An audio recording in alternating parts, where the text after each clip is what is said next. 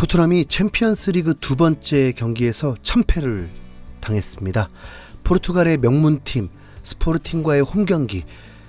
그러나 UEFA 랭킹으로 보나 스쿼드로 보나 전문가들 예상으로 보나 토트넘이 더 유리할 것이라고 전망했지만 결과는 0대2 패배였습니다.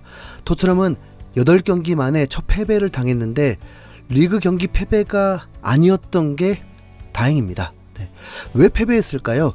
경기를 시청하시는 분들이라면 패배의 원인을 쉽게 찾아낼 수 있었을 것입니다.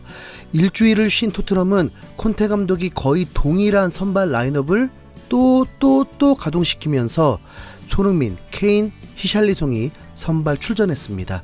랑글레를 대신해서 데이비스를 출전시킨 부분만 달랐습니다.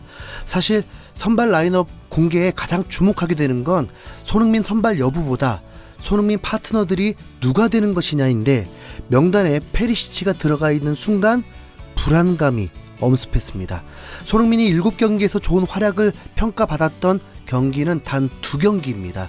1라운드 사우스햄튼 경기와 7라운드 풀럼과의 경기였습니다. 그럼 기복이 심한 것이냐? 그게 아니라 손흥민의 파트너가 세세뇽이었습니다.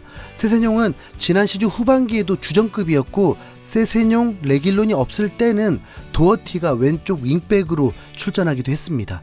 그럴 때마다 손흥민은 대부분 경기가 평점 7점 이상일 만큼 좋은 활약을 하는 선수입니다.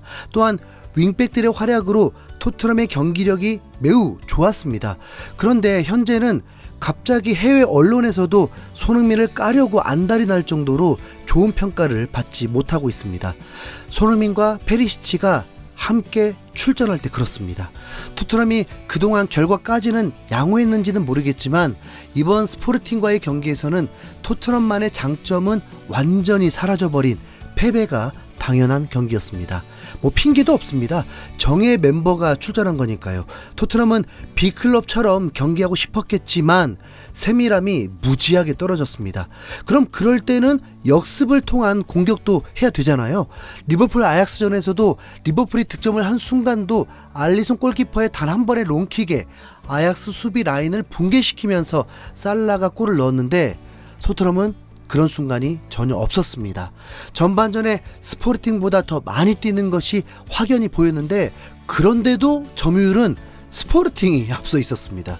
새벽 2시에 시청, 이 재미없는 경기를 시청하는 건 군대에서 불침번 8시간 동안 풀로 하는 듯한 느낌이었습니다.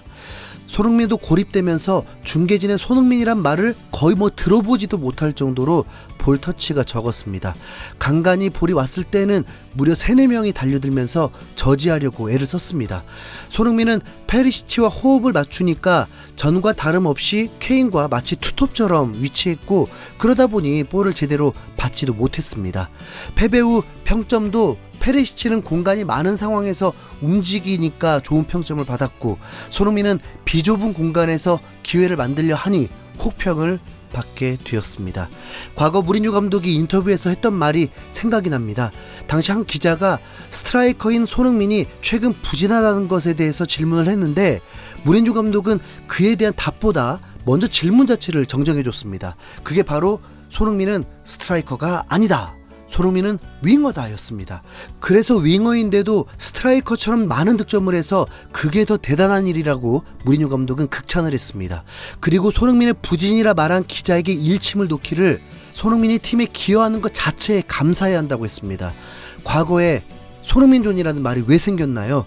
좌우측 박스팍 근처에서 손흥민의 결정력이 빛을 발하면서 득점을 했고 아니면 역습 상황에서 수비 라인을 붕괴한 침투를 통해서 득점을 했던 손흥민인데 박스 중앙 지역이 손흥민 존이어 본 적이 없습니다.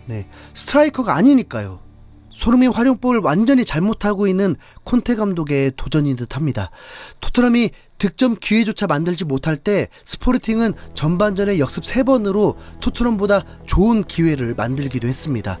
전반전이 0대0으로 끝이 난 후 토트넘은 그제서야 득점을 위해 전략을 바꿨습니다.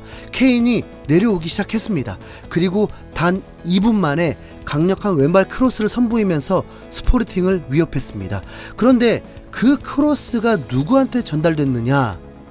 에메르송이었습니다. 형편없는 헤딩으로 찬스를 무산시켰고 바로 이어서 1분 뒤에는 세트피스 상황에서 케인이 또 좋은 롱패스를 보내주면서 기회를 만들어줬는데 하필 그게 또 에메르송이었습니다. 역시나 골키퍼에게 패스를 주면서 득점에 실패하고 말았습니다. 히샬리송과 케인, 손흥민의 삼각편대로 공격 상황이 왔을 때는 케인이 볼을 받자 손흥민은 이내 포기해버리듯이 치달을 하지 않습니다. 역시나 케인은 홀로 슈팅을 해버리죠. 네. 각도가 20도 정도밖에 안 됐는데 그 순간은 정말 짜증이 나더라고요. 네. 손흥민은 슈팅이 0인 상황이었습니다. 8경기에서 무득점 상황이었습니다. 과거에 손흥민이 있을 듯한 그곳엔 페리시치가 있고 어색한 박스 안에 손흥민이 있었습니다. 손흥민의 위치 선정 문제가 아니라 토트넘이 손흥민 활용법을 잘못 사용하고 있습니다.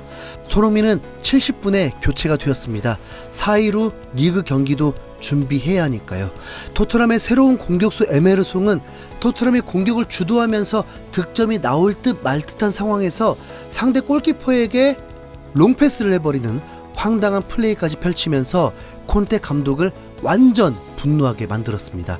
이대로 0대0 무승부가 된다면 원정 경기였기 때문에 냉정하게 그렇게 참혹한 결과는 아니었습니다. 그런데 일격을 당하고 맙니다. 먼저 페리시치의 어설픈 수비로 슈팅을 허용했는데 요리스가 울트라 슈퍼 세이브를 올렸고 집중력이 흐트러진 토트넘은 코너킥에서 제대로 일격을 당하며 실점을 하고 말았습니다. 그 실점은 어쩔 수 없죠. 네. 0대1 패배로 끝이라 아니었습니다. 이번엔 오른쪽에서 에메르송이 박스 안에서 제대로 농락당하면서 뚫렸고 추가 실점을 하면서 0대2 패배를 당한 것입니다. 스포르팅은 말이죠, 홈에서 나름 강팀이고 지난 시즌 16강도 진출한 팀입니다. 콘테 감독도 경기 후 인터뷰에서 한 말이 챔피언스 리그는 수준이 높은 경기라고 했죠. 자, 그런데요, 스포르팅은 지난 시즌 아약스에게도 4골을 헌납했고 맨시티와의 16강 홈경기에서도 0대5 참패를 겪은 팀입니다. 그런데 토트넘과 이렇게 대등하다면 토트넘 수준 정말 인정해야 합니다. 자, 왜 토트넘이 좋은 경기력을 보였던 경험을 잊어버린 건지 이해할 수가 없습니다. 크라우치는 UCL에서 기대하는 수준에 미치지 못한 모습이 너무나 많았다고 혹평했고 제너스 역시 스포르팅은 자격이 있었다, 토트넘은 실망스러웠다, 이것보다 훨씬 나을 수 있었지만 피곤해 보였다라면서 실망스럽다는 반응을 내비쳤습니다. 경기 후에 손흥민이 이례적으로 인터뷰를 했는데 챔피언스리그를 계속 치러온 경험으로서는 어웨이는 항상 어려웠다, 원정 와서 쉬운 경기는 없다, 찬스를 살리지 못하면 패배한다는 것을 한번 느끼게 해준 경기였다. 오늘 패배가 선수들 전체에 약이 됐으면 좋겠다. 올 시즌 들어서 처음으로 패배한 경기다. 좋은 영향력을 가져다 줬으면 좋겠다고 소감을 전했습니다. 조금 오버를 한다면 손흥민이 콘테 감독에게 경고를 날린 거 아닌가요? 네, 에메르송보다는 빨리 도어티가 보고 싶고 언론 매체에서도 토트넘 베스트 11에 포함시켰던 스펜스를 차라리 투입시키는 게 매우 시급한 듯 합니다. 정말 화가 나려고 하네요. 주말 리그 경기엔 세세종이 당연히 출전하겠죠. 에메르송 이제 벤치로 가는 거 맞겠죠? 네, 여러분 그래도 힘냅시다. 네, 토트넘 끝난 거 아니니까요. 화이팅. 이상 흰수염고래였습니다.